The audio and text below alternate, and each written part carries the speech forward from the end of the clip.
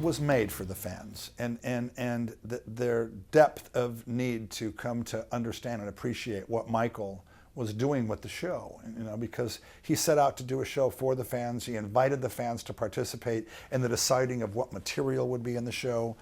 It was really, his Valentine to the fans. And so our goals was to just tell that story in the best way that we could piece it together with the elements that we had. And so I hope that the fans come away from this having a good understanding of, what our goals were and what our creative process was like, and kind of the imagination and heart that went into the development of it all. Oh, well, my association with Michael is like, it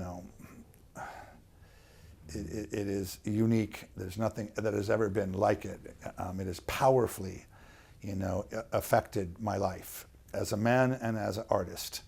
And working with him, whenever he called, I always said yes, and then figured out a way to make it happen after I hung up the phone, because every time I ended up on the other side of the experience, having grown, having been somewhere that I hadn't been before, having had a great time. He was just, one of the most instrumental and inspirational, people that I've ever known or worked with.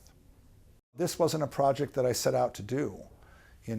Certainly This Is It was, and with full gusto and excitement to be a part of something so monumental, so historical in Michael's life. I'm not a documentary filmmaker.